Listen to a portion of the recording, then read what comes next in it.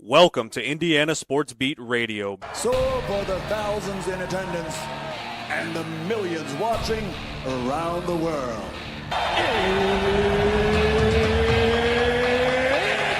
Time! Three on the way.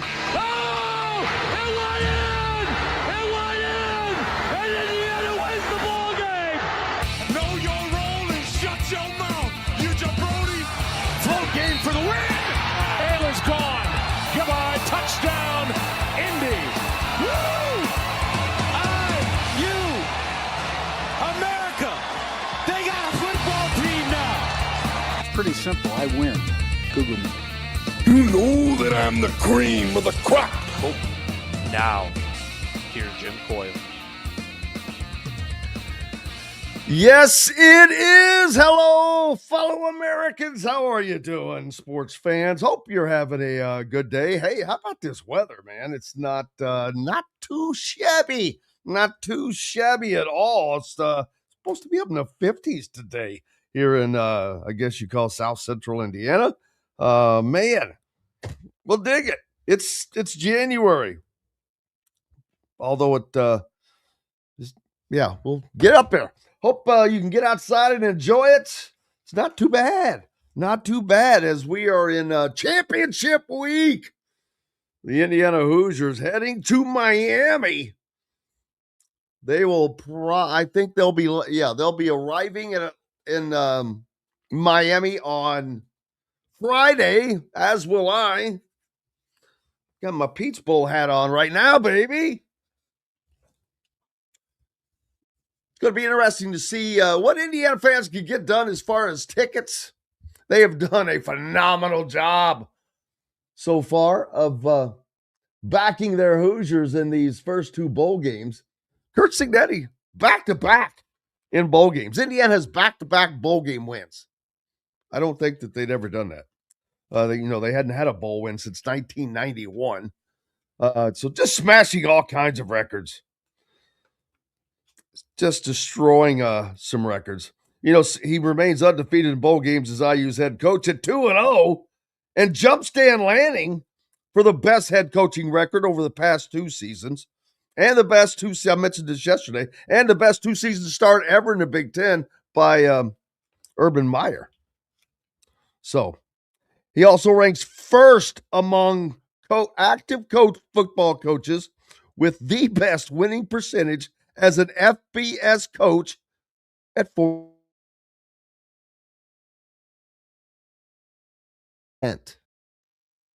Wow. Hello. That'll get your attention. How's everybody doing? Appreciate you. Appreciate you very much. Looking forward to our old friend Mike DeCourcy stopping by today. Plenty to talk about. The Indiana Hoosier basketball program on the road tonight at East Lansing. Tough place. Tough team. Also stopping by today, of course, in Campbell's corner, J.D. Campbell, of course, but he'll have Chris Korman, former IU beat writer, now the sports director at the Baltimore Banner. Get a little mix of people that used to have a view from here and now from elsewhere. I hope your day is going well. And who managed to get tickets to Miami? I know people that are going just to go. Why not? It's Miami. It's going to be a hell of a party. So we'll see how many peeps. Hey, for those of you in Bloomington, make sure you stop by your Dave & Buster's over by the College Mall. They've got specials for all the IU games. $10 wings for the championship game. $5 drafts, $5 margaritas. Great place to catch a game with family or friends. You've got these 3 gigantic large wall TVs that you could watch the action on, plus tons of flat screens.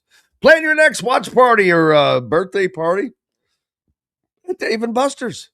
Sundays are fun days with half-price games. Don't forget our buddy down at Sellersburg, Dr. J. Reynolds Family Dentistry, keeping you with that championship smile. Looking forward throughout the week as we head towards Miami. Man, I'm glad it's over the weekend this time and not over the weekdays. It makes it a little easier for us. I hope I saw Gritty getting all cut. Gritty gets more airtime than I do. She's on more radio shows than I am. Was on Outkick yesterday. One of our followers. And you can be that too. We appreciate all of our listeners on 97.7 ESPN, the Rep, always the right call there in Evansville, up in Fort Wayne on Fort Wayne's sports station, 1380 The Fan. The voice of the region, 1230 AM, 104.7 FM, and of course, home base, 98.7 The Zone in Bloomington. Keep it locked wherever you are so you can keep up with everything else. It's nothing but great sports all day. College athletes, buyout rules. I just learned that Brendan Sorsby, the former IU quarterback who left Cincinnati to go to Texas Tech for a much better NIL deal, had a two-year deal he signed and just left. Now, it had a $1 million buyout on it. Will he have to pay that $1 million? And if not, you're in trouble. People are in trouble. Because that means, what's the point of having a 2-year deal? Does it not mean anything? Are these not legal contracts? Are we that? Is it that bad where none of that stuff's enforceable? I'm not saying that it's not. I don't know. We haven't seen. It hasn't been parceled out just yet. But it's interesting. Why would they continue to get that much special treatment? Even if a coach leaves, they got to pay the buyout. Pay the damn buyout. If you got a 2-year deal. But, again, we'll see how that all shakes out. Appreciate everybody. Stepping up. What am I stepping up? What am I stepping up? People buying tickets, I know that they're not cheap. Gritty sold hers for, I don't know, was it face value? Karma. You believe in karma? There you go. $900 ticket.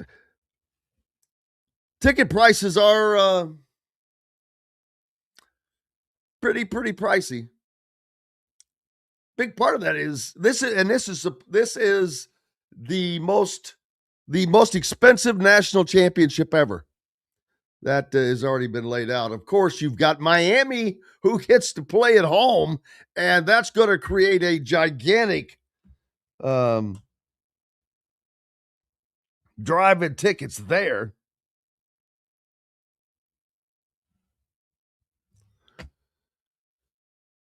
And many of those tickets were probably purchased well before. I don't know when they actually go on sale to the general public, but it was probably a while back. You know, they hold, I think, 40,000 for the individual teams. And I don't know what Miami Gardens actually holds. I would imagine it's a pretty good size one. But Indiana fans will at least have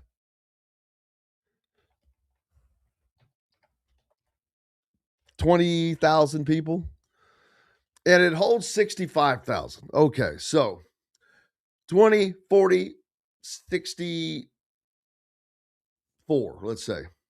So there's 24,000 seats that are not allotted to either of the schools. Basically, a little over a third, but we'll call it a third. A third to each, or a third to each school, and then a third that I'm sure are sold to the general public, and are used by the CFP, et cetera, et cetera.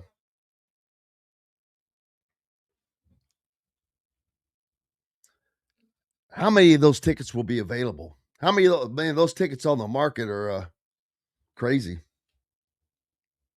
Crazy prices. Mike DeCourcy joining me today. Looking forward to that. As always, we're going to talk some hoops because Indiana has to go to Michigan State tonight. And they've got to find a way to get a road win.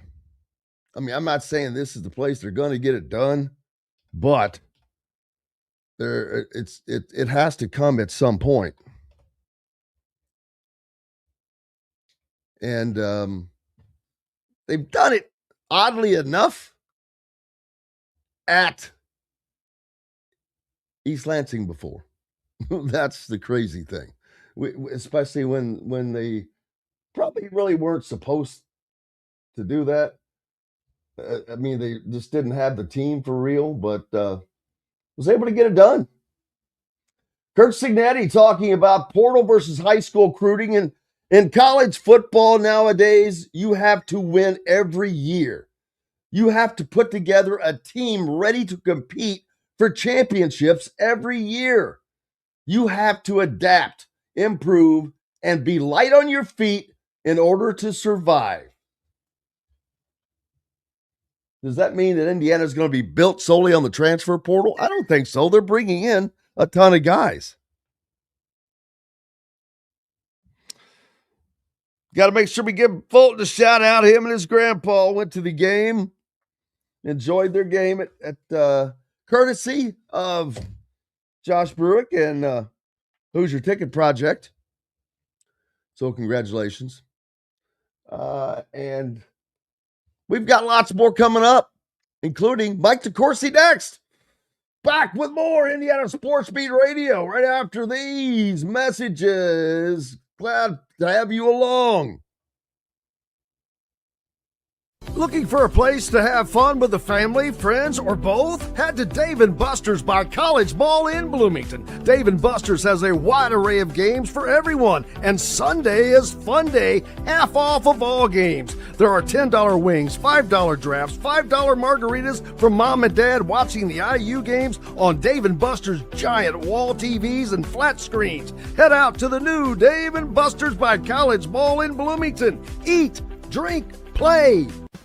Huddle up, football fans. Tailgate season is here, and nobody gets you ready for game day like Academy Sports and Outdoors. Swing by your local Academy store or shop online at academy.com to find everything you need, from grills to jerseys and more. Be a watch party legend with gear from top brands like Nike and Under Armour, all at unbeatable prices every day. With 8 Academy stores across Indiana, including our Bloomington location, fun can't lose, and neither can you. Gear up today at Academy Sports and Outdoors. Zach Browning here to tell you about an offer you simply can't pass up. If you're looking for the best coverage of Indiana football and basketball, which includes recruiting, weekly chats, podcasts, as well as access to the best national team out there, then look no further than thehoosier.com. The best part, it's just $1 for the first week. Oh, and did I mention that you get a full year of access to The Athletic when you sign up? You can't beat the coverage, and you can't beat the deal. So head over to thehoosier.com today and sign up for just $1. It'll be the best decision you ever made. Andy Moore Honda Bloomington has the deals for you, like great savings on the remaining 2025 Hondas. First-time buyers get more than expected. The Honda Civic and HR-V are the most popular vehicles for first-time buyers in the U.S. Andy Moore Honda Bloomington also has a quality selection of pre-certified used vehicles. And check out the selection of Andy Moore Honda Bloomington's 2026 models, like the Honda Passport, Honda CR-V Hybrid, Honda Ridgeline, and more. Get more for your money at Andy Moore Honda of Bloomington. Welcome back, Indiana Sports Beat Radio on this Tuesday, and that means a visit from our dear friend Mike DeCourcy from the Sporting News. Mike, how are you, sir? Oh, let's see. It's been 9.5 hours since the Steelers lost, so I'm doing okay. I'm doing all Aaron right. Rodgers just didn't look. He did not look happy last night much at all. Nothing was going right. And see, he just seemed pissed the whole night. It was like, damn it, nothing's working. Yes. He reminded me of Kevin Bacon in the movie Animal House at the end. Keep calm. I was like, man, he just was ready to blow his stack. I appreciate the laugh for this morning. That Animal House references can always get me smiling. I'm doing fine. Much better than a lot of people who think that every time the Steelers lose, Mike Tomlin should be shipped out of town, and every time he wins, it's just an accident. Yeah, the fact that they were there this year. I mean, you've got Old Man Rivers original at quarterback who got you to the freaking playoffs, man. To the playoffs, a place where the Colts haven't seen since Moby Dick was a minnow. So they should be happy. It's when you have sustained success, and even a first round loss in the playoffs is still success. You made the damn playoffs, but I know it's not the level, it's not the expectation, and the Steelers is one of those organizations that has high expectations because of just rampant success. But what's amazing, and this is you get spoiled.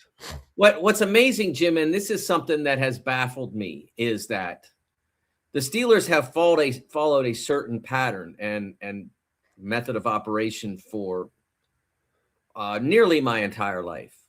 Since Dan Rooney took over the team in the late 60s, he's no longer with us. Unfortunately, his son is now running the team. But since Dan Rooney took over the team in the late 60s, they followed a particular format.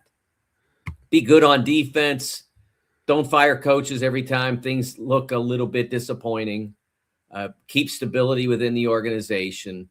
That's been their approach. And a lot of fans, I don't know what the number is, I don't know what the percentage is, but a lot of fans think that you should do things like all the teams that aren't the Steelers, and therefore you'd get better results than the Steelers, who've won as many Super Bowls, as have won more than all but one other team, have won more games since 1970 than anybody, have made the playoffs. I think it's right around the most or second most. Their results have been better than everybody's, but because the results haven't been exactly where you'd want them to be since 2016 or 2017, then they feel like they need to do everything differently and do them like the teams that aren't winning all those games. It's exhausting, Jim. But let's talk about more fun stuff, like the fact that the Indiana football team is 60 minutes away from making legitimate sporting history. Yeah, this it's not a debate. I mean, it is of sort, but I still think if they do this will complete the greatest sports story ever. I know that because of national, it being such an emotional thing from a national standpoint with the hockey team beating the Russians, it was so emotional, and it was big, but this just seems like it's a big, because it's not one game. This is a culmination of a 180-degree turning of a broken down, half sunken Titanic and turned it around and it rose from the depths almost to become the most shining star in all the fleets on the ocean. And I'm like, we're all like, what the hell? But it's a magical ride, and being in Atlanta, that was mesmerizing, Mike, because it was 95% Indiana fans. If it weren't for Oregon's band, their cheerleaders, and the fact that the staff of the Peach Bowl was wearing green, it would have been, it was amazing. I mean, it was literally when D'Angelo Pons took that pick six in on the first play. One of the guys who works in the media down there, who handles the media for everything, said, never heard that stadium louder.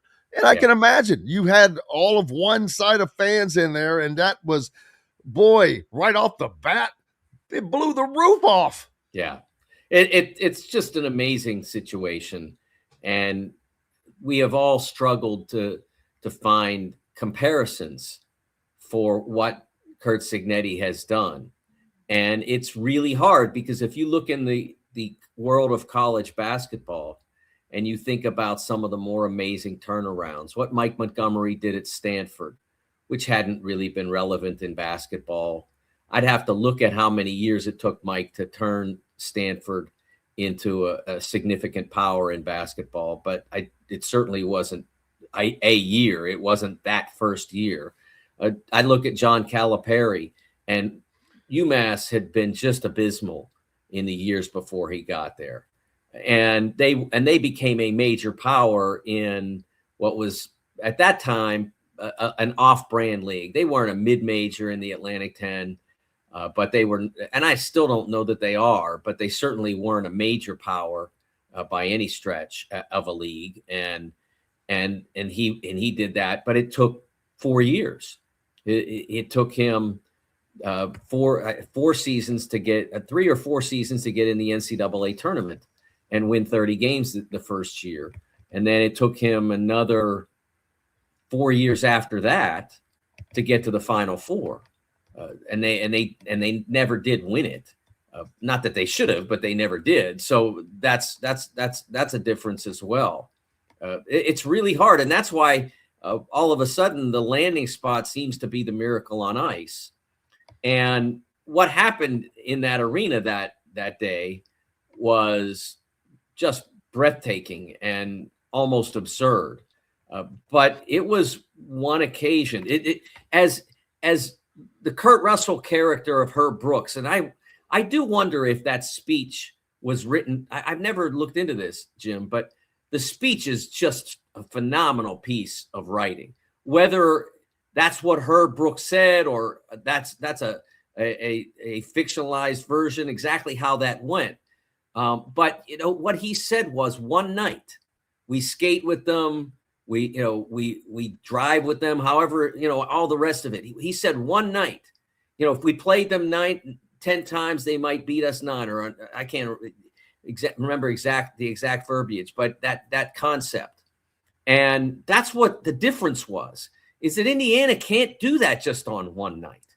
Indiana has had to do it on 30 some nights. And for all but 2 of the last 2 years, they have done it. And they are now in the position where if it's done to them, and I think most of the people listening to me are hoping very much that doesn't happen. But if it's done to them, that will be the miracle on turf. The Miami team is now in the position of the United States 1980 hockey team. They're the ones that are having to pull the massive upset. And so just to flip it to that is an achievement. That's not what you're looking for. You want to win Monday and make it a total, you want the whole package now because you can see it. And like the USA team, Miami's at home. Yeah. On their own home turf, even more so. It'll be interesting to see what the crowd split is, because Indiana fans get at least 40, a third of the tickets, but they have these first 2 games, Rose Bowl and Peach Bowl, they have showed up and out. Now, this will be a different situation, obviously. Jim, one of the interesting things about this, before we move on or whatever, is that I remember in 2010, when Butler's got a great following, right? They put 10,000 people at Hinkle every time they play, so they've got a great following. But it's not. I mean, if you drive around Indy, you're going to see IU sweatshirts, and you're going to see Purdue sweatshirts, and you're going to see Notre Dame shirts. They don't own the whole city, if you know what I mean. And it's the same in Miami. You got Florida State people, you've got Florida people, FAU. There you go. So but that night in April of 2010, there were 65,000 Butler fans. It was all blue. It was, and it wasn't Duke blue. It was that deep Butler blue.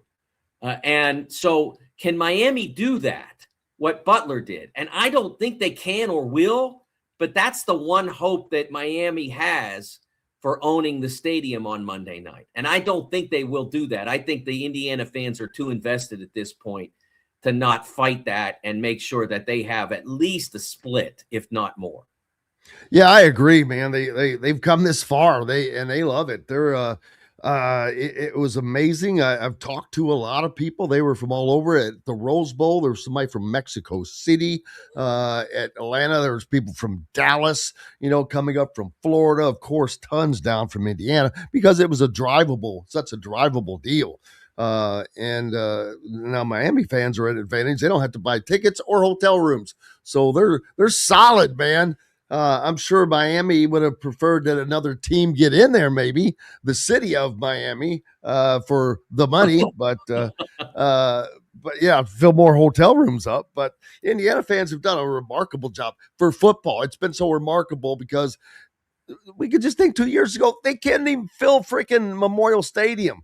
Yeah. And now they're filling 70,000. They're putting 70,000 butts in seats. And that is amazing to see. The most it's ever seen an Indiana team play. So it's wild to see, but it's great to see. And not only that, though, because of the recruiting success, because of their success, guys are just flocking there. This is going to continue. It's not going to just go away. So it's going to be fun to watch. We got to take a quick break. The great Mike DeCourcy from the Sporting News is with us. Make sure you're giving him a follow. Keeping up with all the great coverage there at our nation's oldest sports publication.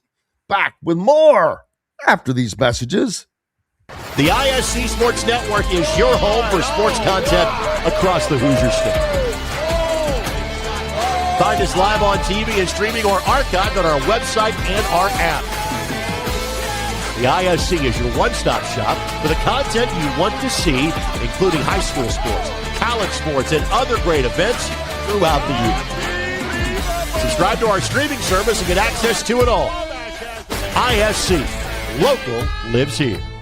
Looking for a place to have fun with the family, friends, or both? Head to Dave & Buster's by College Mall in Bloomington. Dave & Buster's has a wide array of games for everyone, and Sunday is fun day, half off of all games. There are $10 wings, $5 drafts, $5 margaritas for mom and dad watching the IU games on Dave & Buster's giant wall TVs and flat screens. Head out to the new Dave & Buster's by College Mall in Bloomington. Eat, drink, play.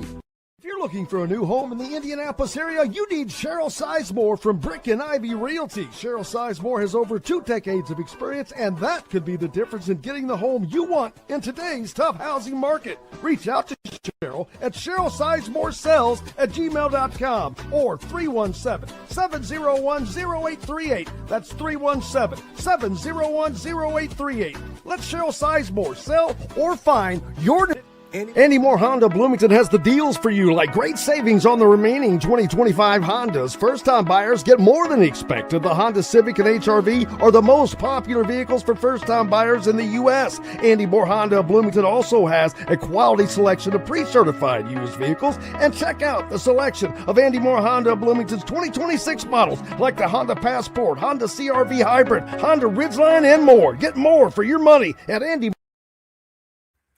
Welcome back, Indiana Sports Beat Radio on this Tuesday. Mike DeCourcy from the Sporting News with us. And Mike, the pieces are landing at various places. It looks like Lane Kiffin and LSU has landed Sam Levitt, one, if not the most coveted QB in the portal. And will he be there? Joe Burrow? We'll find out. But of course, Josh Hoover is will land at Indiana after this season.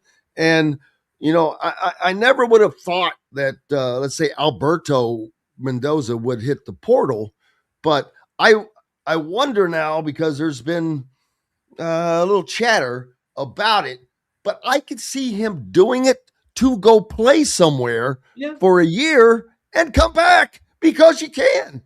It's like, well, you know what? If I can go get a starting job, because I'm not going to start at Indiana next year. If I could get a starting job for a year and then come back, go do it. And that could be something that he's being told to do. I don't know. He's not. It's interesting. It's interesting, Jim, because you look at that. There's actually a player in basketball who, speaking of undefeated teams, did the exact same thing. Now, it wasn't the same scenario where you kind of invited him to do that or suggested it as a possibility or maybe just winked at him. I don't know exactly what the dynamics of this are, but Jamarcus Lawrence left Nebraska prior to the 24-25 season, went to Rhode Island. I don't know exactly why, but after God knows why he would go play for Archie Miller. Who knows? But I don't know why he decided to leave after a year and go back to Nebraska. So why all that happened is kind of Jamarcus's secret, I guess. But it's worked out that he's come back to Nebraska, and he was a massive factor on Saturday afternoon against the Hoosiers at Assembly Hall. Scored 27 points. He's averaging 10.5 for the Huskers now, and they are undefeated and climbing up toward number 1 seed contention. And they are I think they have to be viewed as a legitimate challenger to Michigan State, Purdue for the Big Ten championship. And that championship will be significant because of the competition at the high end. You win the league this year, you're going to have to beat some fantastic teams to do it. So I can see that it can work to do that now. And academically, it's a smart move too, because not that he needs to leave, but because he's got so much accomplished where he is. And then if he leaves and comes back, finishing off will not be, will be very much in range for him. Whereas if you go and transfer somewhere else and then transfer to a third school, then you start to maybe have some trouble getting it all done. I think it's pretty obvious that in making the moves that they have, that Indiana feels like Alberto's not quite there yet, or they would be turning it over next season to him or putting him in a competition with someone else who developed, or maybe a lesser coveted portal recruit, something like that. So I think it'd probably be beneficial to him to see if there's a program out there where he can get on the field and get some reps. Hey, if you don't think that can work for you, Joe Flacco was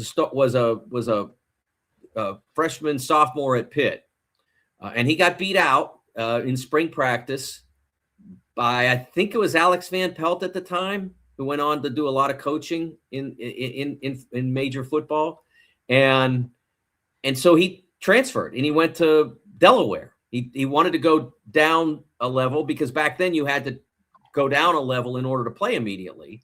And he started a couple of years for Delaware, and he becomes a Super Bowl champion with the Ravens. So that can work, absolutely, to transfer somewhere where he can play and then come back. I mean, like if Flacco at the time had wanted to then go back up to a major level, Pitt or anywhere else, he could have. But back then, he would have had to sit out, and he was on his way to the NFL. He didn't need to do that. Yeah, this is Steve Wiltfong from On3 talking about this. Let's hear what he had to say. I think they take another quarterback too, Josh, to be the backup. Mendoza's little brother goes in the portal. They got some talented young guys on the roster, Tyler Cherry from Indianapolis, but I expect Indiana to take a backup quarterback to Josh Hoover as well in the portal before the cycle ends. All right. What an exciting run it's been for Indiana. Wow. That's from Steve, and Steve's pretty in tune. So that's a little wild to hear, but not really, like I said, because Curt Cignetti has made no bones over. He is about production over potential. And while I know they love Alberto and they're developing him, he does not have that starting experience. And Cignetti likes a guy who knows what the hell he's doing. And like he's got a Josh Hoover who comes in, he's thrown for 9,000 yards. Got a pretty good education under him. I do wonder, like, just say, especially given his rep, right? Like if there was another Dan Marino out there or another Peyton Manning, someone that like was no doubt whether he would be interested. They're harder to find now because the game has evolved and it's more challenging in 2026 to walk in and be ready to play at that level, even if you have that skill set, than it was in 1994 or 1979. It's more challenging now to do that. But I do wonder if there was someone out there like that. I don't know whether the young Manning is the player that would have fit that or not. But someone like that, whether if he started knocking on IU's door, that player, would you close the door on that? I don't know. I'm curious, but of course I don't know if we're going to see another player like that come along in 2026 or 27 or whatever. But it is kind of an interesting intellectual debate. Yeah, and Alberto didn't have a chance of starting. There's someone asked, well, if he's concerned about playing time, why would he have recruited his brother? Well, he wasn't going to start this year and not going to start next year. He's got 3 years of eligibility left, people. Curt Cignetti's not going to turn this team over to a guy that's got 3 years of eligibility left, who's only been in the system a couple of years and who has zero starting experience. Not what he's going to put out on the field. He's going to put out there the most mercenary, the toughest, best guy he can because number one goal, winning. Right. Period. End of story. You used to have to do that, Jim. At some point, yes, absolutely. But you don't have to anymore. And when quarterbacks with real talent and real accomplishment are knocking on your door and saying, "Hey, make me Francisco Mendoza," Fernando. That's what Josh Hoover's doing.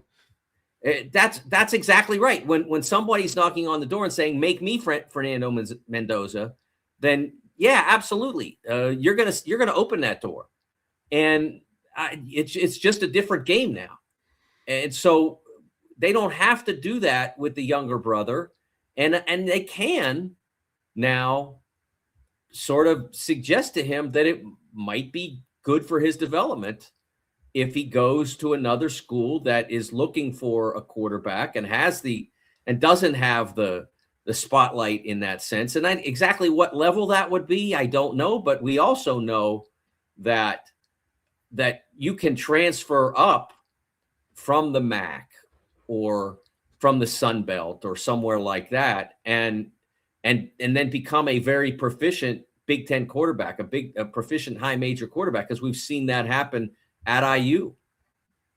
I think it would be in his best interest, to be honest with you, to do just that, to go find a starting job, get the starting experience, start next year. Hoover leaves, and then transfer. Then, well, you check out the situation, and if it looks viable to come in and compete for the starting job with 2 years of eligibility left, it's exactly what I would do, because you have a great relationship with the coaches already. Right. And they recruited you in, so they don't want.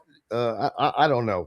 I'm not going to say that I know the situation. I'm just guessing here, but it's a weird deal how it is now. But it's kind of like if you hearken back to the days when coaches, you need to go to to the military school for a year before they then come to us. Yes. Remember that? They used to ship them off to other places out of high school to develop or whatever they needed to do and then bring them in. Hell, there are teams that used to hide players like that.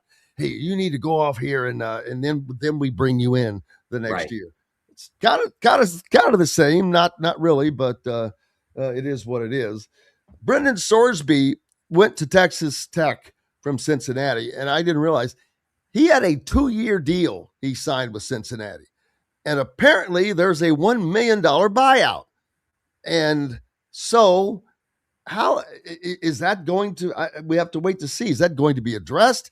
Are they going to enforce that? It has to be enforceable.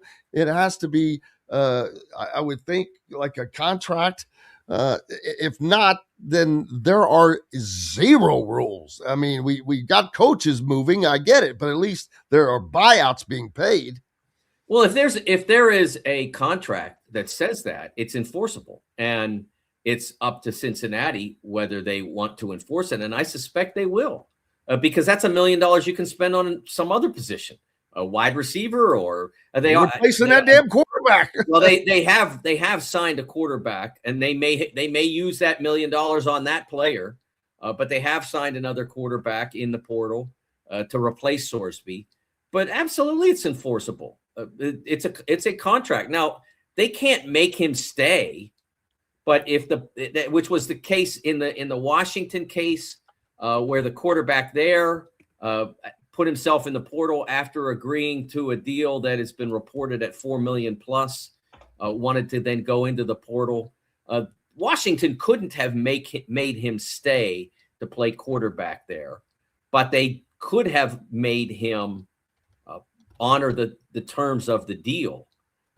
So now that ended up the player in Washington decided to then shut it all down and say, "Oh, I'm sorry, I didn't really mean what I said. I don't really want to leave, and I'm going to stay." That's how that all worked out. But they absolutely were in position where they could have enforced the terms of the contract, and he probably would have had to pay to get out. So I think it's smart for schools to do that. In the case of someone like Sorsby, they gave him a platform. He took advantage of that. It's not like he elevated them to greatness. They had a decent season, a disappointing season ultimately, but he got what he wanted, which was another opportunity to cash in for even more money at Texas Tech. So I don't have any problem with Cincinnati enforcing the terms of that deal. Yeah, I saw Dylan Raiola going to Oregon. That'll be interesting. And I think that if he goes out there and is pretty successful, boy, that could be a bad look for Matt Rule, because Matt Rule has not seemed to have a lot of control over what the hell is going on in Nebraska. They're not winning, number one. They don't seem to be improving at all. Number two, he loses his franchise quarterback for reasons that I don't think had anything to do with money. He lost his brother before that, who decommitted from the school. And it just makes you want to, and he's already come out and said, "Oh, Kurt Cignetti's making us all look bad." You're making yourself look bad. You're losing your ass. You lost, 5 games in a row last year, barely made it into a bowl game after sitting at 5 wins the entire season. I feel, how about Nebraska? Freaking undefeated in basketball. They're Indiana now. And we've been talking about that being Indiana for a long time before it got to this point. But now they're undefeated in basketball in the conference and can't get a winning football team to save their life. Yeah, it's interesting because when the Penn State position was opened in early October, I think it was, Matt Rule was one of the people that was discussed. I mean, Sig was. Yeah, and I laughed at that. I was like, "Get out of here." But the Sig was the guy, of course, was the dream hire, and Indiana and he shut that down quickly, which was smart. But the idea that Nebraska embraced Rule and said, "Yeah, we still want you here," was very interesting. And I think at that point in the season, things were going okay. They weren't quite where they wanted them to be, but they were going okay. And then it got kind of worse after that. They do need to start to make some progress there. I mean, he's shown that he can be a successful coach in the past. But the interesting thing about this is that once you get time, which he's had 3 years to this point, I mean, there are some places where they're too impatient. Exactly. Alabama would be an example of that. I mean, they gave almost no time for their coaching staff to get oriented, get situated, and figure out what they wanted to do, and they were already upset. I don't know whether the season that they had maybe calmed that down a little bit. They certainly are going to have a great year next year to keep everybody happy. But Nebraska has given him 3 years now, and they haven't shown significant improvement. And they lose Raiola, who was a pretty talented guy, although Raiola is an example of someone that maybe, I don't think he was quite Marino or Manning talented, but someone that people thought could walk in and do the job immediately. And it's just hard to do that now, Jim. I think that's what maybe Nebraska learned was don't be the guy that tries to train Dylan Raiola. Be the guy that brings him in when he's already had some experience and maybe some success. Yeah, and we'll see. But it just they've got to get a turnout because they have been more than patient with Fred Hoiberg. I mean, you could have said they could have had good reason to let him go and to move on with him, and they didn't. They stuck with him, and somehow I don't know how. Dude's got it going now. I mean, wow. They have passed some big time mustard tests. Yes. So this is no flash in the pan either. I don't know how the hell he did it, but he's got it going on out there at Nebraska. There's a couple of things that happened. First of all, he's always been a good basketball coach. That's the start. But they were struggling in his early tenure, and they looked at what was succeeding at other places in the league and what wasn't succeeding at Nebraska. And part of that was they weren't proficient enough on defense. So they worked to try to address that. Now they've addressed that while fielding maybe the most diversely talented offensive team in the Big Ten. I mean, there may be more profoundly talented offensive teams, but they've got guys that can score at almost every position. I mean, you're talking about Braden Frager coming off the bench and scored 11 points in 8 minutes against the Hoosiers on Saturday. Lawrence, we mentioned, got 27 in that game. Rink Mast has had huge games. Price Sanford has had some massive games offensively. They have a lot of guys who can score, but they're better schematically and better personnel-wise defensively. And that's been a big part of it. They rank higher now with all those guys that I talked about, Jim, who are known for shooting and scoring.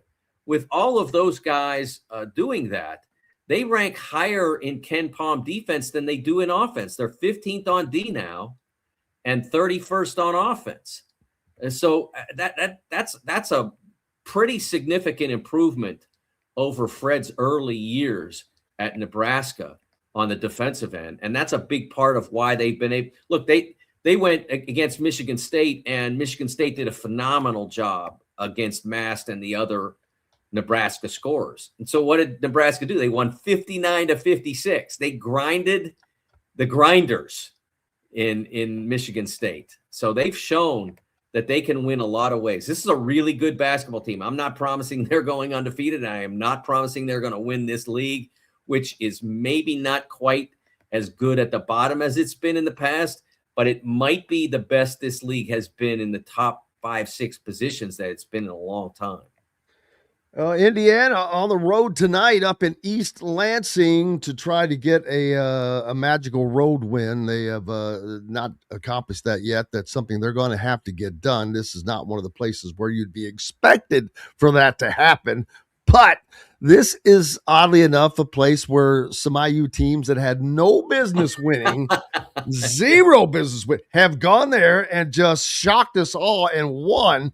I'll never forget the year in Indiana they lost like 12 games in a row or something, Yes. and Archie Miller, and it was a good Michigan State team, and they like beat them easily. And I'm like, what the hell is going on here? It was like nuts. That was so you never I know. remember that very well.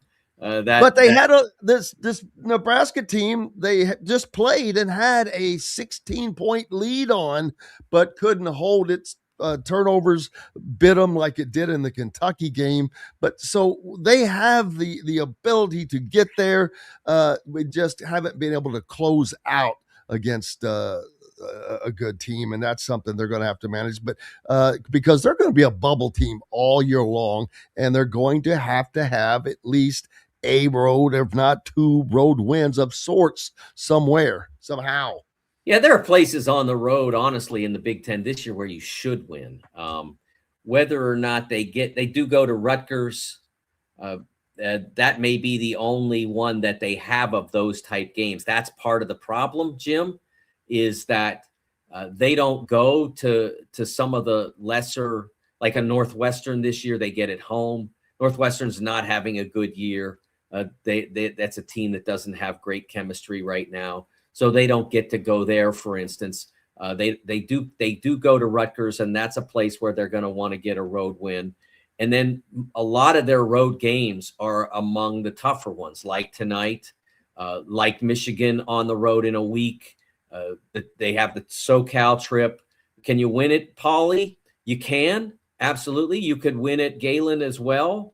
Those are 2 where maybe but those are good teams. They are not fortresses right now in terms of either the team or the building itself.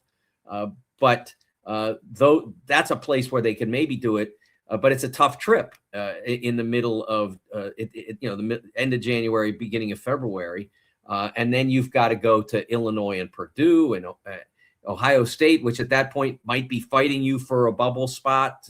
You'd hope that maybe you'd win enough before that to at least get yourself up to a solid 8-9 or something like that. But it is a challenging schedule, especially given what would be available in the Big Ten this year.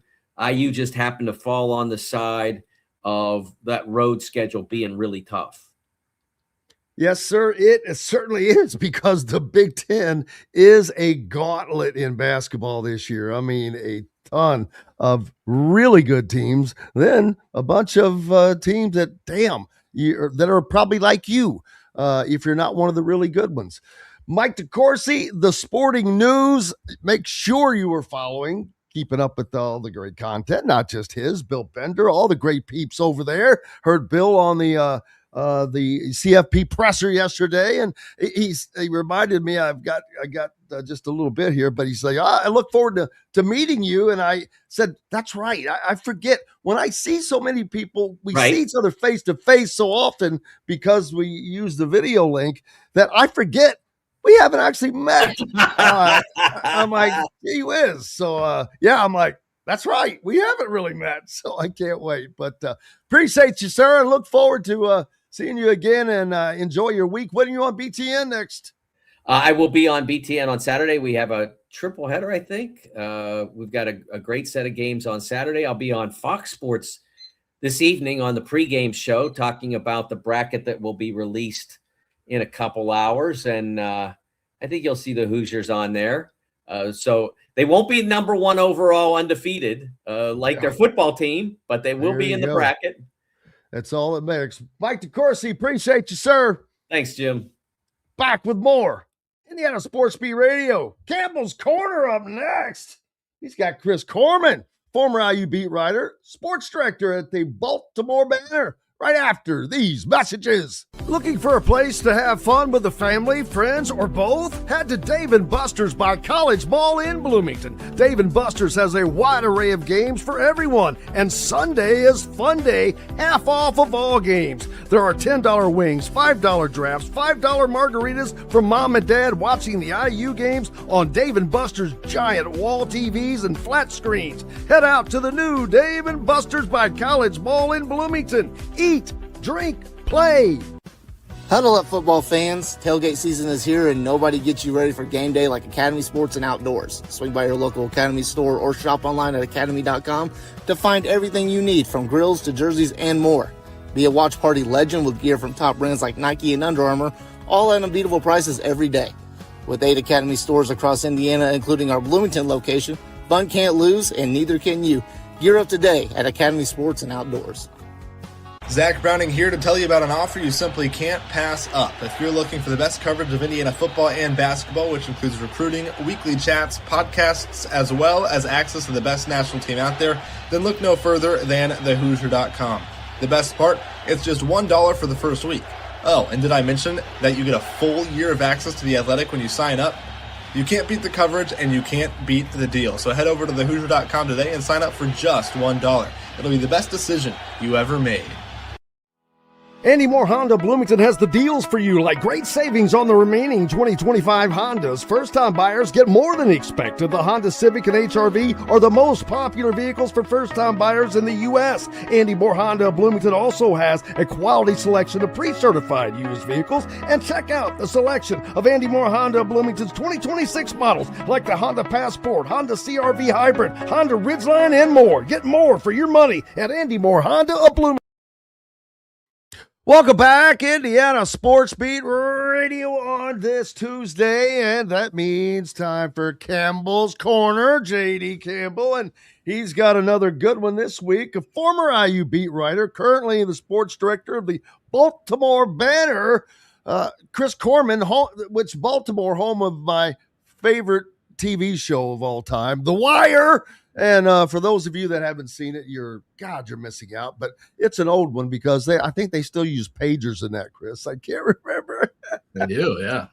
But thank you so much, for joining us. And Baltimore, one of the cities I've not been to. I can't believe I've been to a lot of places, but I've not freaking been to Baltimore. Been close because I was at the Maryland game this year. So, get close there, but never to Baltimore. And I want to go there, have a dinner out on the You got to see a game in Camden Yards. I mean, Camden Yards. That's another great place. Yeah, one of the that should be a life stopper for everybody, man. I mean, I remember watching the game when the record was broken, when Cal Ripken Jr. It's like crazy. That's so long ago, too. 98.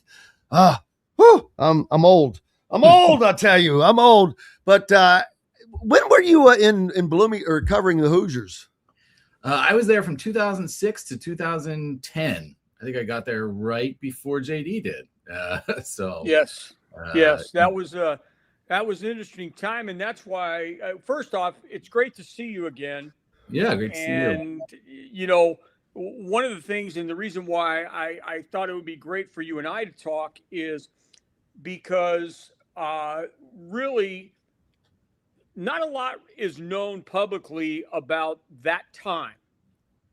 I talked about with the passing of Bob Hamill, really everything is kind of iffy because you were there obviously when maybe Kelvin was hired, or did you cover it when Mike was coaching at all? No. So I was in graduate school. I was in New York City, and congratulations. I saw you a Columbia University journalism grad. Yeah. Way to go. I was there, and I was still paying attention to Big Ten sports. I went to Penn State undergrad. I covered a lot of Big Ten sports, and I was watching the Mike Davis era sort of end. And I think there was actually a big of, they lost to Penn State, which losing to Penn State in basketball is a sign that a coach may be in danger. And so, I have friends there. So I was watching the situation unfold, and then they hired Sampson, and it was such an interesting hire because he had been under investigation from the NCAA. And then the job came open. I was interning at Sports Illustrated, and I just sort of threw in an application because I thought it was, it's just such a fascinating place to see I was thinking about the basketball program 100%. It's the trying to rebuild something after Bob Knight. That was just a story that was irresistible to me. And the football team, I knew that it had been historically bad. One of the worst major programs in the country. I had been there in 2002 to cover Penn State. It was a game where Larry Johnson ran through 327 yards on a field that was not really grass anymore. It was basically painted dirt. The field was in such bad shape. I think it was a November game. Not many fans there.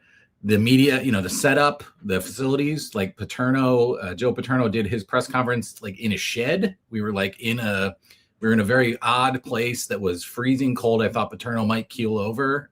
He was coughing. You could barely hear him. It just felt like, oh man, where are we? Is this a Big Ten school? But then we went across the street to Assembly Hall, and there was I think it was a preseason game. I don't even think it was a real game. I think it was remember they used to play EA Sports, or they would play traveling teams. I think they were playing one of those, and Assembly Hall was packed to the gills, 17,000 people screaming their brains out. And I was like, oh, okay. So this is what it means to be a basketball school. So I didn't think much about football when I came. I knew that I would be writing about it. And the real great thing about covering football back then at Indiana was we had incredible access. We were at practice almost every, if the team was practicing, we were allowed to be there. And what the hell happened to that, boy? That sure went away. Oh, stop. Stop. The team got good. For me, I took the job. I came in May of 2007. Okay. Interviewed in April. And the one thing that I knew at the time, because of my MAC connections, I went from Bowling Green, and we were, with Miami of Ohio, I knew that Terry Hepner was never going to coach again. Yeah. But that was an issue I know for you and the administration and more than anything, probably from the family, that was really something that had to be handled very delicately. Yeah. But I know it was frustrating to the media, because certainly I started getting phone calls, because I was new. Hey, JD, they are not, but the other thing about that time is a lot of the seeds for what's going on now were planted when you talk about the North End Zone, right, when you talk about Cook Hall, when you talk about the baseball and softball, because, Tracy Smith, yep, and that program, and just the turmoil that first year for me with, kids getting in trouble.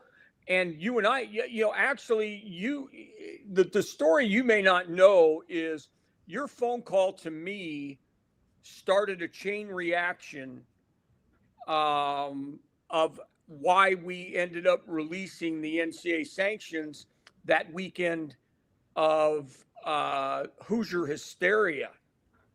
Because you had called me the night before Hoosier Hysteria. We were having a banquet that morning, breakfast. And I went up to one of my, superiors, said, "Hey, I got this call, and this is what Chris Korman's telling me, blah, blah, blah, blah, blah, blah." Next thing I know, 5 hours later, it was like, "Hey, we're going to release it this week." And I'm like, right. Worst Hoosier Hysteria for me ever, by far.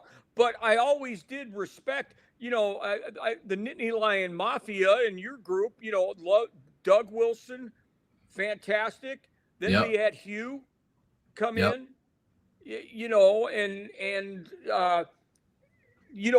intrigue, like you talked about, of rebuilding the entire Indiana basketball program from scratch. I mean, like I say, we both earned our bones there that year. And I would just like to know, your thought of, everything that was going on. You had football, which was, Bill Lynch, play 13. And then you had basketball under Tom that,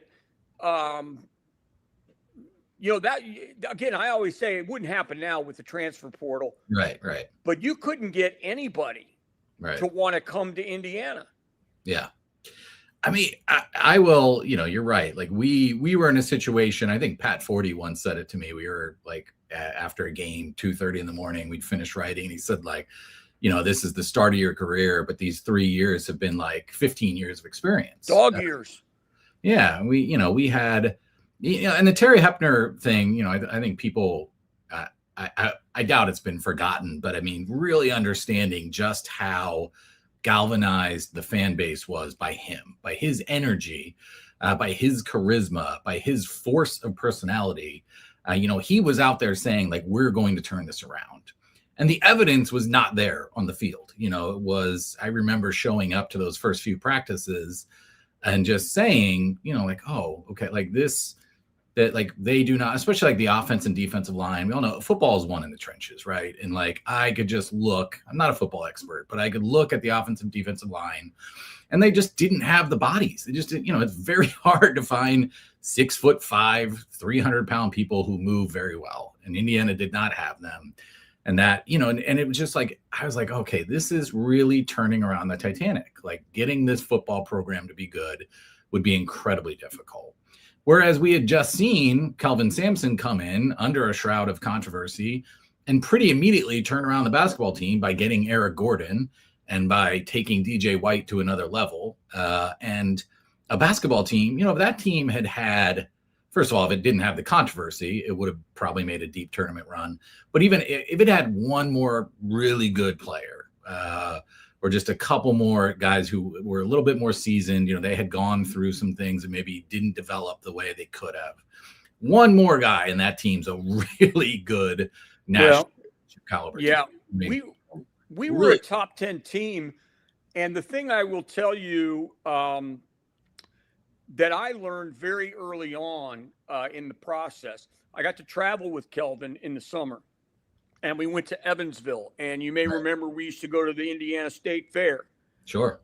And no other coach, with maybe the exception of Woody, because he was an IU guy, I couldn't believe the way people were coming up to him and just thanking him and telling him, oh, man, your defense, the way your kids play, we're so excited. You got EG, EG, and in fact, Eric texted me the other day, talking about football. But I had never seen as much excitement as in any season except maybe the number one year of 2013. But most people had really forgiven. I mean, the Texas Tech signs were not as prevalent. No.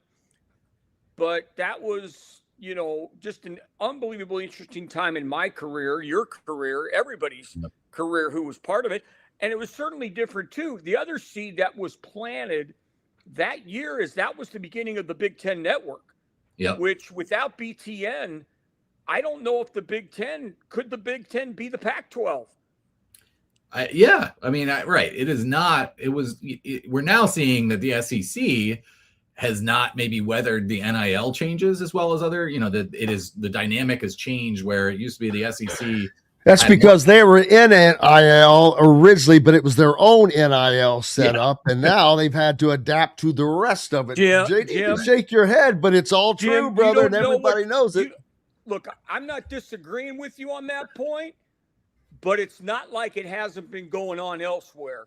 Oh no! No! I agree. Absolutely, so everybody who's throwing 1,000%. People, but the SEC did it as a way of life. Every school in the conference, and so have a lot of other schools that don't play in the SEC too. People just don't. Michigan, Ohio State. I don't know. I don't doubt that. Other big schools, absolutely, but not as a conference. The SEC was just a way of life as a conference in most people's opinion. But I digress. Jerry Tarkanian says hello, by the way, Jim. Yeah, absolutely. Yes, him and his manager, who was found in a trunk of a car when Jerry Tarkanian was thinking about taking the Lakers job. Yeah. So how about them apples? Yeah. And I mean, the Big Ten Network was the big, a genius move by the Big Ten, and they sold it hard. Remember Delaney, I think Jim Delaney and Mark Silverman, who just, I think, resigned from running Fox Sports. They came to the Herald Times newsroom. I remember that, and it was like, because you could never get availability with Jim Delaney, right? And he's coming to to meet with us in our little newsroom in South Bloomington. But it was a game changer. It injected a lot of money into the conference and sort of changed the ambitions of the conference, I think, and led us toward this. But it's also really important to remember that Indiana had just an infrastructure that was built for winning. Even if football didn't do it, the men's soccer program is one of the most historic and was just built from the ground up. The swimming and diving program was incredible. Track was, it was a place that knew how to win against better program, more moneyed programs or programs that had more history or whatever may have been the blockade to football doing that. So it had the right people in the building. And I mean, that's one of the lessons here, right? Is that Scott Dolson, was around IU athletics forever. And I don't know that we, when Rick Greenspan left and we thought, okay, who's the next athletic director going to be? I'm not sure that we took Dolson all that seriously, because you just sort of think like, well, he's just sort of a lifer who's raising money, he's former night, does he really have what it takes to get to that next level? Obviously he does. Obviously he has done as good a job as anyone in his position has ever done in college sports at turning around the football program. And that's another, the other lesson with Curt Cignetti is like, you don't have to just hire the defense coordinator at Alabama or whatever the hot young coach is at the time. Like, look for people who, wherever they've gone, have won and succeeded, and don't think about the hype. This is a guy, Cignetti's a guy who had to go on TV and face questions like, why are you the guy? And he said, Google me. And sure enough, you Google him and there's his record. I mean, he was doing it in different places where maybe the spotlight wasn't as bright, but competition is competition. I think there are a lot of lessons in how Indiana has gotten to this point that people, in leadership and college athletics or just athletics in general should be looking at. Yeah. And I also think that, again, this is how I came up, because I started at a junior college and finished up managing the visibility of a top 10 brand in college basketball. I do think there is something to say for working your way up and having to work without all the bells and whistles. Yeah. If you start at, let's say, North Carolina, and you have to go down, you go down a level, it's a shock. But for me, it was like everything. What Indiana serves food. I mean, we have to do this. We have to. I mean, even though we did do a great job at Bowling Green during my time, that was, I think there is something about that for coaches working their way up 100%. and getting to the promised land or the level that they want to be at, and getting to use those resources. And I think Curt Cignetti, it's the best college football coaching job in the history of college football, bar none. It's not even close. It's not even close. And the thing about it that makes it so interesting is he figured it out before anybody else on how to utilize what is available today in college athletics, whether it's transfer portal, NIL, or whatever. A lot of people were stubborn. Right. Didn't want to run off guys. Thought they were going to do it the this way. Doesn't work. Yeah. Doesn't work. Yeah. I don't even know. Well, Yeah. I'm not going to say what I really need to say, but and he has a mix of. It's just the portal season is the free agency, right? And that's where championships are won and lost. Right. Yeah, Don't talk about that, and we're seeing that right now, right? With the guys just kind of going it's a player's market now. That's the amazing thing. And one of the things I was talking about earlier, Chris, is that Brendan Sorsby, former IU quarterback, was at Cincinnati, had a great season. He's from Texas, and Texas Tech, they're one of the teams with the most money right now. He said, hey, I'm going to Texas Tech. They needed a quarterback. And he got a great deal. I think he got like a $5 million deal, but I wonder if that part of that was because he's got $1 million. He had a 2-year deal with Cincinnati. And apparently there's $1 million buyout. So how is that going to be handled? I mean, Cincinnati's got to call him on that. If not, then there's no point. Why would you ever sign a 2-year deal with somebody if this is not, enforceable or whatever? There's just a lot of unknowns, man. And the thing that I love, the transfer portal has made college athletics great from the standpoint. No, it hasn't. Well, it has from parity. No. Look, college athletics has not been the same since we saw Fred Hoiberg stumble off the floor in the Big Ten tournament. COVID is the impetus of the way former college athletics was and the way college athletics is now. That was the last night of true college athletics. And again, like I say, it's just I can have an opinion now because I'm not going to get in trouble. No. You can say whatever you think, man. That's your freedom. Yeah. To me, that was the last night of college athletics. Yeah. And I think it's all changed. It continues to change.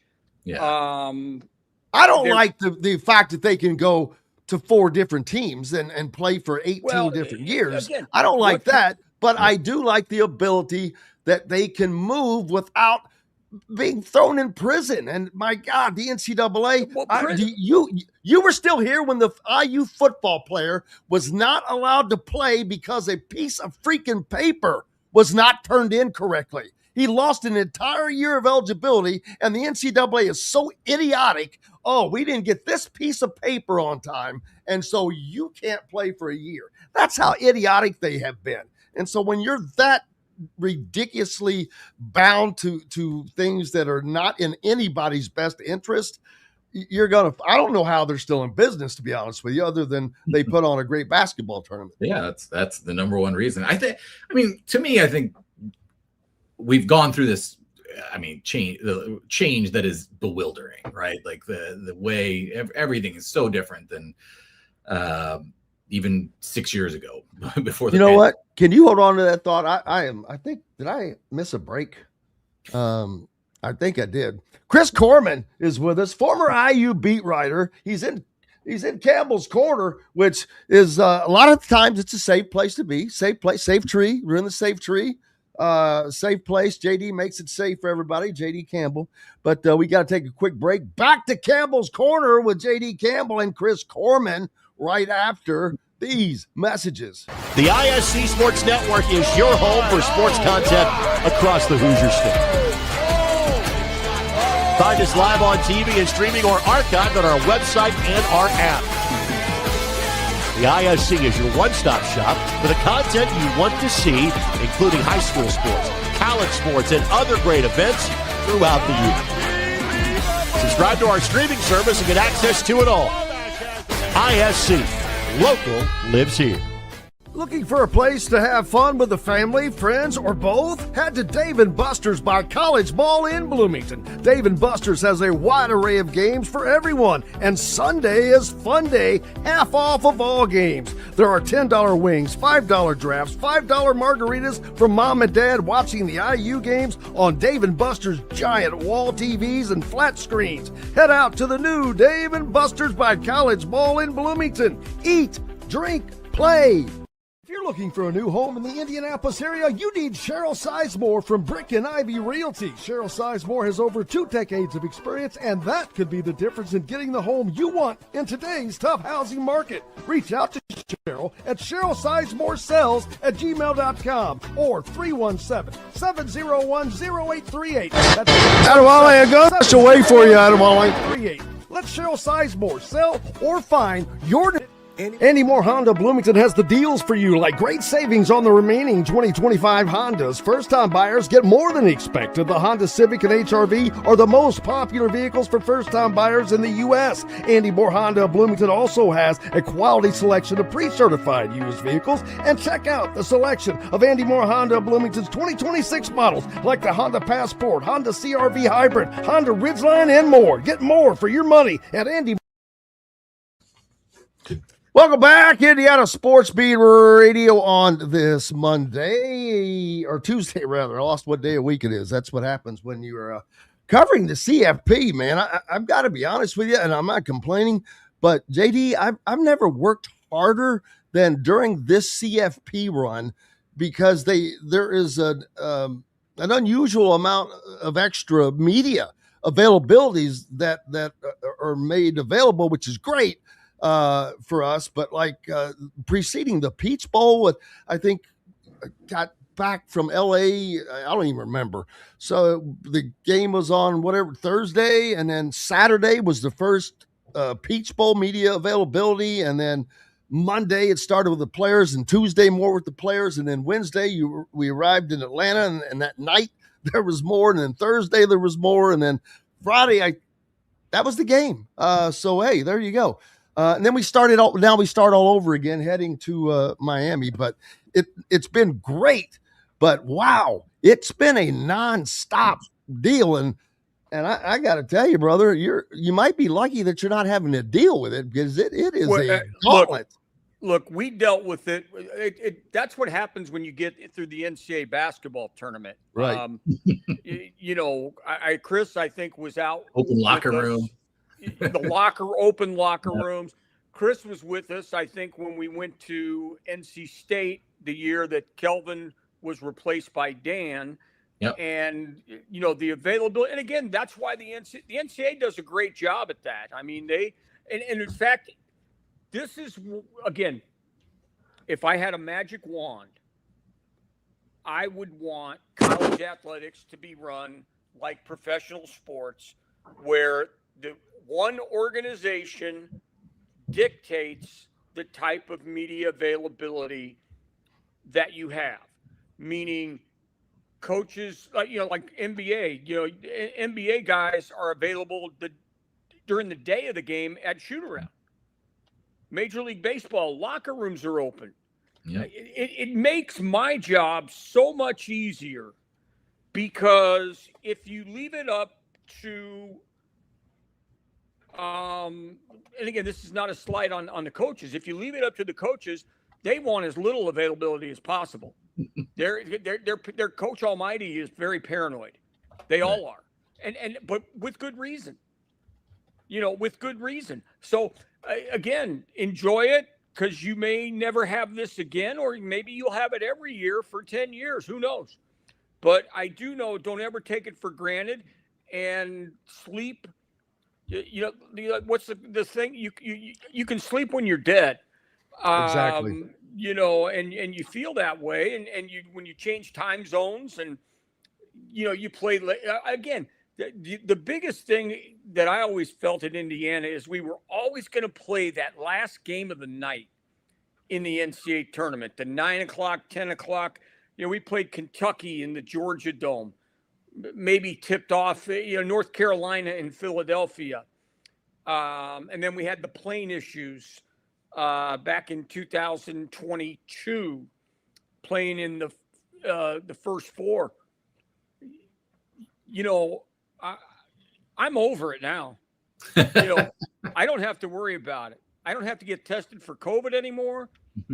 I can stay up as late as I want and watch the West Coast games that I love so much, or I can just lounge around and do nothing. And that's a great part. But Chris knows that. And what Chris was always dealing with, deadlines. And I don't know, do deadlines even matter anymore? No, not at all. Yeah, I mean, it used to be that for we would need to get something in the paper, right? Like the physical paper, the Herald Times that was delivered 6 a.m. So I would probably have to write a story by midnight, and those games, like you're saying, games are starting at 9:25 at night. They're coming down to the last possession. I used to have 2 stories. I would have an IU wins, IU loses story. Be updating them both at the same time. And then I would look up, see what happened, see what the reaction was, finish the story, send it.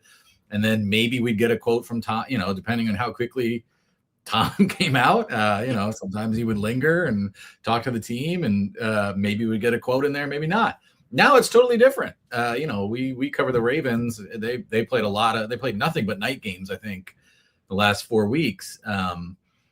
I'm up till 4:30 in the morning because we don't have deadlines. So I might as well let my reporters craft good stories. They take their time, they talk to players, they go into the locker room, they get as many quotes as they can. They think about the story a little bit. And then we're releasing stories throughout the morning to keep our web, the Baltimore Banner is only online. We don't have a print product. So we're literally just doing the best we can to get great stories. But yeah, it's changed the dynamic completely. There's no, and I think even people who are writing for papers, the press times are so early now that they don't get game stories for late games into the paper, unless you're the Washington Post or the LA Times, one of the large newspapers that's still trying to do that. So yeah, it's a totally different world now. And probably it leads to less sleep for a lot of us, but probably better content. It allows us to, we're not rushing in, you see the sort of jerky journalist portrayed where you're rushing in and asking a quick question and saying like, why did you lose this game? And we don't have to do that now. We can have more human interactions. As I said, the Ravens lose and lose to the rival Steelers, the last game of the season, missed the playoffs. Like, we don't have to rush in. We can sit down and have a real conversation and get real information onto our site the next day. Give people time to talk. So I think that's been a positive in a lot of ways. Chris Korman in Campbell's corner today. J.D. Campbell, that is, the former SID for Indiana. Chris Korman, former IU beat writer, now the sports director at the Baltimore Banner. You get to cover another phenomenal athlete, Lamar Jackson with the Ravens. And I was fortunate that I think I was still in Southern Indiana when he was at Louisville. Okay. And I remember his high school coach, when Lamar was a freshman, I think, said something like, this dude's going to win the Heisman. And boy, it didn't take a lot of watching to see that. I didn't know how good of a quarterback he was actually going to be, but I knew he was special, because if you ever saw him run from behind, or he's like a snake. He gets through. He never takes a direct hit. And it's like, what the hell? How does he do this? And it was time and time again. Now, not very good at holding on to the damn ball, but he was just a snake and just so weird. And then he would have these big time passing games still. And you're like, how's he doing that? Just a unique athlete, but just a tremendous, tremendous athlete, man. Yeah. The phrase one of one gets thrown around a lot these days, but Lamar Jackson is actually one of one. I don't think there's ever been a quarterback like him, and there may never be one again. I mean, he has improved exponentially as a passer. I don't know if people really realize that. He didn't win the MVP last year, and he absolutely should have. I mean, his numbers were absurd, his passing numbers. And I think people thought it was time for Josh Allen. He's been so good for so long. But last year was Lamar Jackson's best season, and really it came as a passer. He was running a little bit and setting it up here and there, but largely he was sitting back in the pocket and making throws. And he has become such a precise passer. He understands defense in a really exceptional way, and he's just a savant. He's a really different type of person. He's not doing the Tom Brady thing where he's rah and sort of branding himself. Lamar Jackson, I don't think is ever going to do a 10-part documentary about Lamar Jackson. That's just not who he. And in fact, he is an intensely private person. His kids are never around. His family, his mother is his agent, and she has managed to just stay entirely behind the scenes. And it is a really, really interesting approach that brings with it some problems.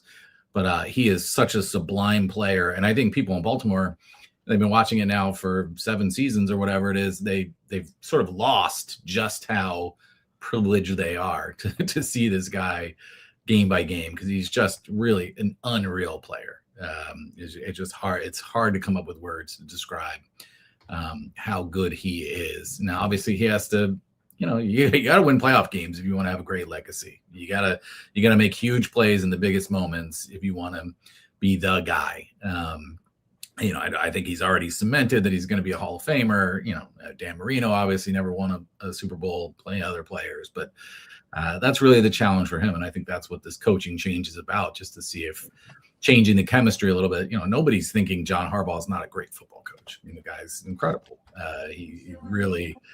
To do, I think he was hired, 2008. So when I was in Bloomington, to coach in the NFL for that long is astounding, with the amount of pressure and the number of personalities that you're dealing with, and just all the factors. Amazing run by John Harbaugh, but just feels like maybe it was time for just to see if changing the personalities can change, these things that we don't understand about sports, right? Like sports, there's magic to it. There's things, every team practices long and hard. Every team watches video. Every team thinks about the details. Every team has team meeting. They all do the same thing. So they're, for the most part.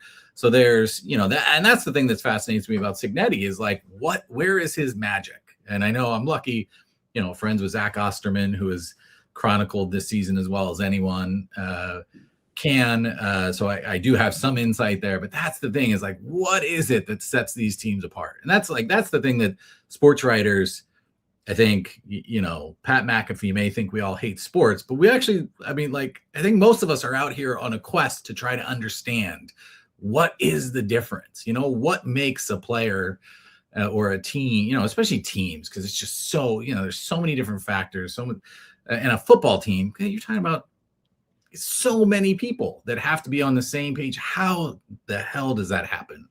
And so I think that's one of the, beautiful things about this story with Indiana football is like just understanding how this could all come together, how this guy pulled this off.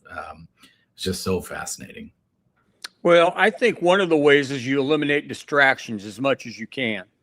And I call it narrow your awareness. Stop reading Twitter. Stop having the people around you tell you what's being said. I know I'm watching TV tonight or TV this morning, and everything's about, will Mike Tomlin leave now?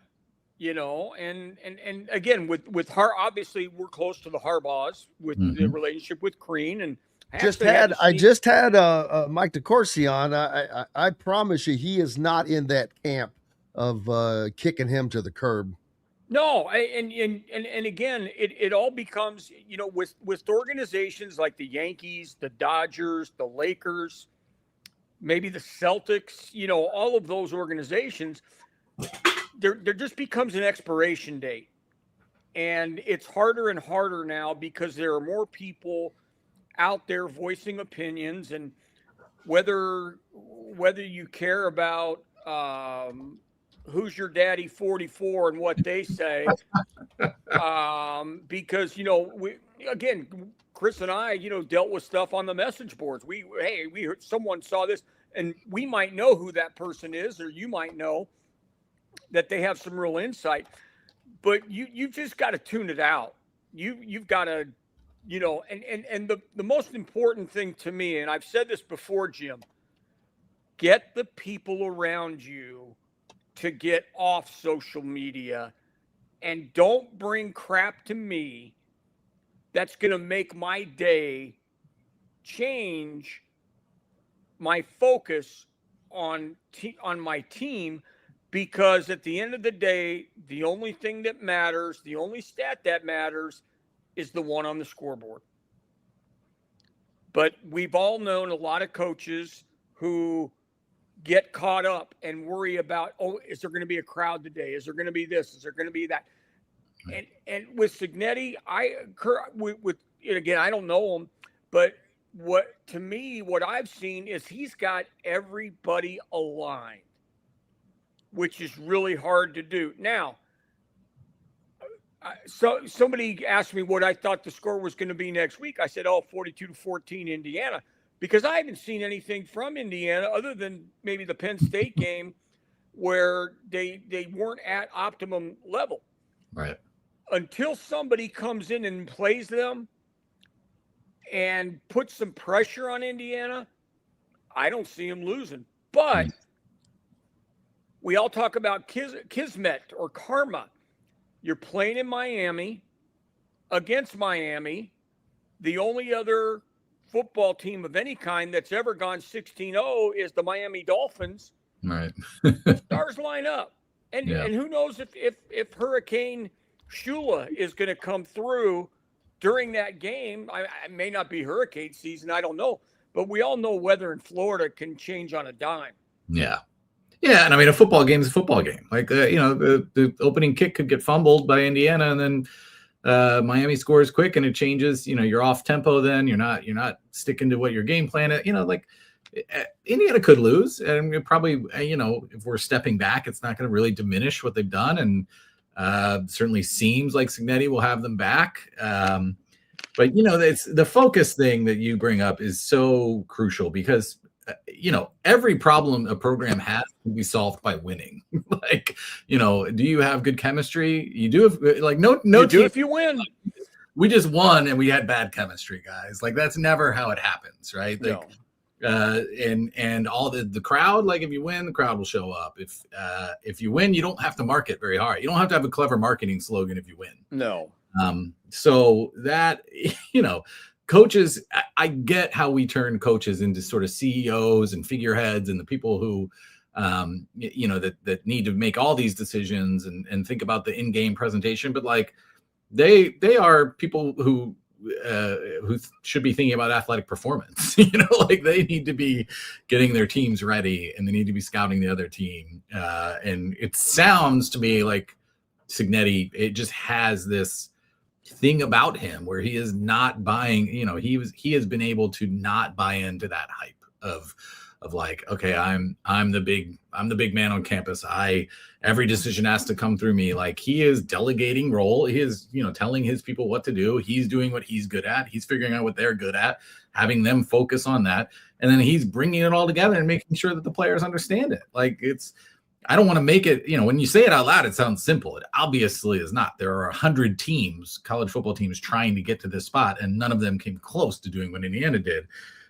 So it is not simple, but it's also not complicated. It's just something that you have to be, you have to have sort of the discipline and again, a little of that magic to be able to get everyone to be pushing the same direction. Yeah, and Chris, you remember that first year, it was kind of an unwritten rule. If somebody wants to do a story on Eric Gordon, you better find something similar that will make DJ White feel as though it's important. We saw the same that year, Jim, when you were talking about winning at Michigan State. If I had because everybody, the only person they wanted to talk to that year was Romeo. Well, I had to find enough things for Jawan Morgan to not upset the apple cart. It was true during the number one season because Cody. Well, how do you get Jordan Hulse on the cover of Basketball Times? Right. How do you get Christian Watford in the picture? And at college, that's what happens. In the pros,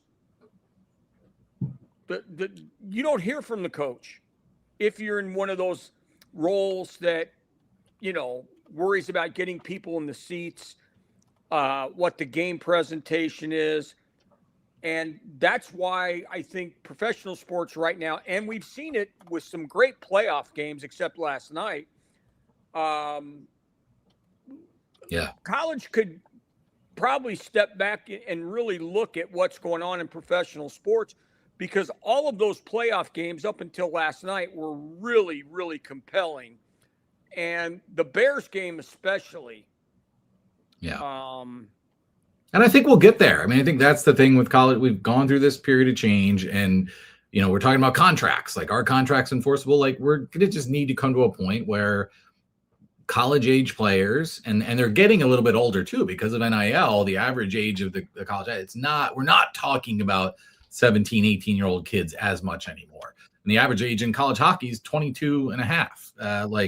We are talking the league, it's shifting a little bit. And I think, and they can have advisors now, which certainly helps them. So I think we're going to come to a situation where college sport, hopefully we can create a situation where college sports gives players the fruits of their labor, pays them for what they're doing, but also recreates what we all loved about college sports, was that teams would stay. There would be a little bit more consistency with some movement, but we'd be able to see players develop. And then maybe, if one player doesn't develop, then, you have the drama of the portal, like, hey, we really need a tight end, or we really need, where it's not quite as much chaos, but there is still some, the kids should be able to move. A coach can move whenever they want. An English major can move whenever they want. Like, I don't think we should be restricting kids unless, again, if they get the contract, if they choose to sign a contract and say, I'm going to be here 3 years for this amount, and if I want to get out of it, I have to buy it out. Like, there are legal, none of this is new, right? Like, this is all,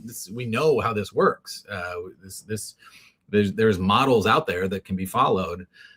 And so I do think that college sports will find some stable ground in a couple of years. It's just right now we're in a period of upheaval, and Indiana football has been one of the main beneficiaries of understanding how to make that work. Yeah. Jim, I have one more thing I want to interject on Chris's point there.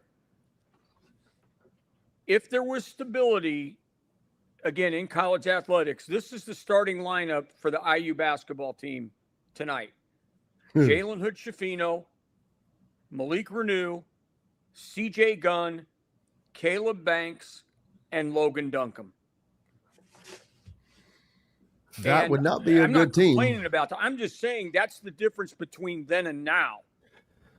Thank God, because that would not be a very good team. You don't think so? Oh, no. Well, again. I mean, there are some good players there, but there's also some holes. What would you thought of Juwan Morgan after his second year?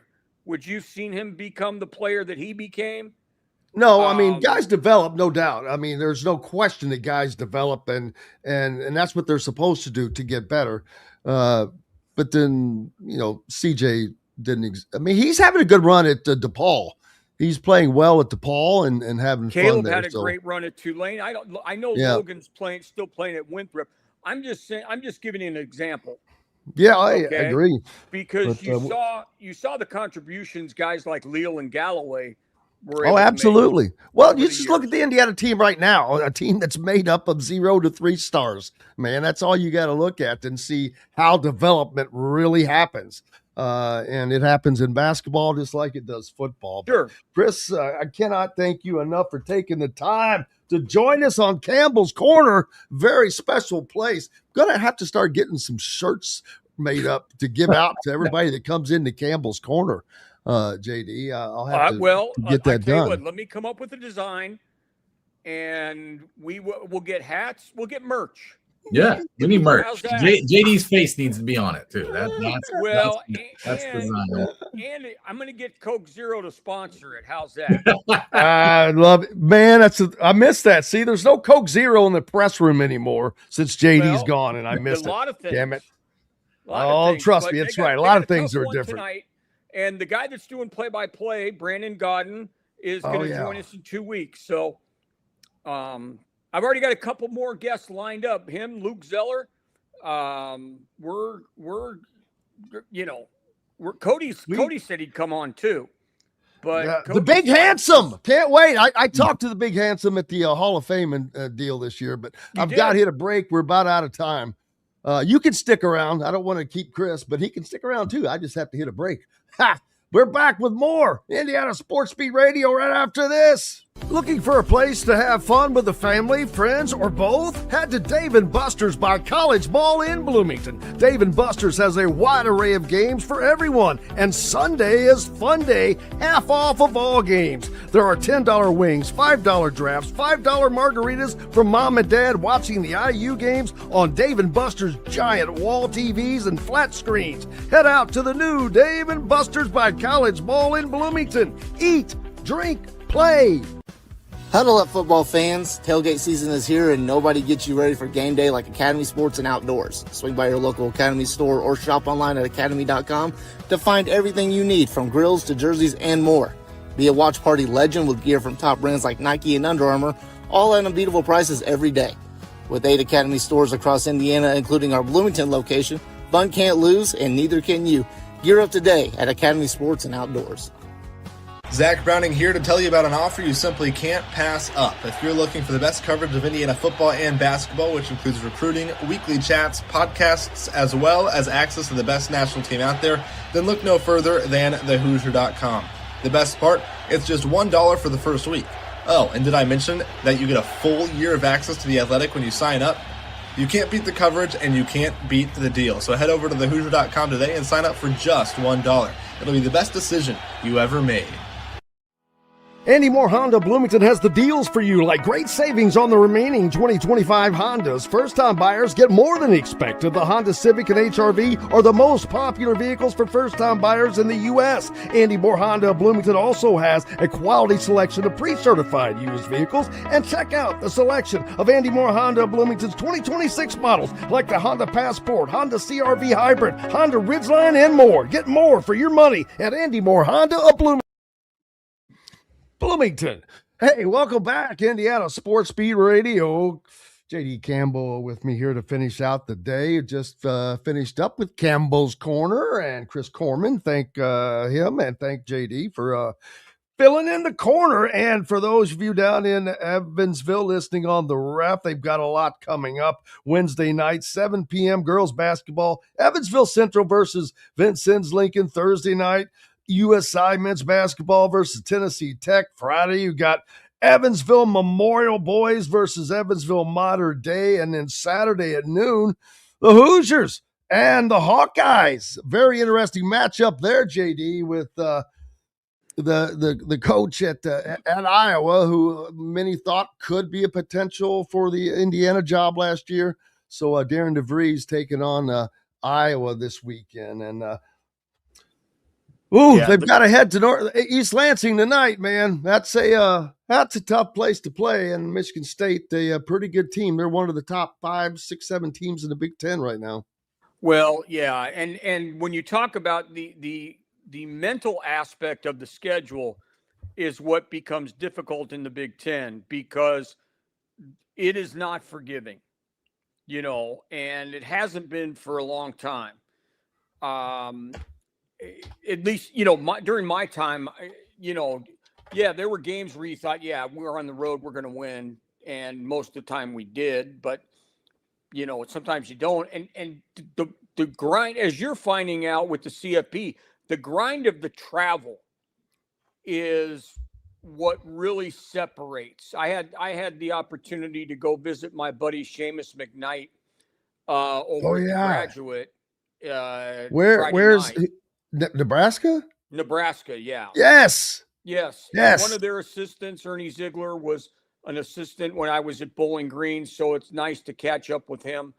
But they were coming off a week where they had gone to Ohio State and played it maybe Monday. But the grind of the road, and when you start not having success, then it becomes, that year where we lost the 12 out of 13 games, but we win at Michigan State. Yeah, it's crazy. All we had to do was beat Ohio State in the Big Ten tournament, and we were still in. Yep, it would have been. And it's been a hell of a day, as always. Always fun with JD. Also, Mike DeCourcy, big thanks. And Chris Korman, of course, from the Baltimore Banner. Most importantly, to each and every one of you. Appreciate you, JD, and appreciate all of you guys. We'll see you again tomorrow. For JD Campbell, I'm Jim Coyle. I will see you on the... Thanks for listening to Indiana Sports Beat Radio. Be sure to subscribe to our YouTube page for more clips and team coverage of Indiana basketball, football, and more. You can also find full episodes and tons of other content on thehoosier.com. We'll see you next time for another edition of Indiana Sports Beat Radio.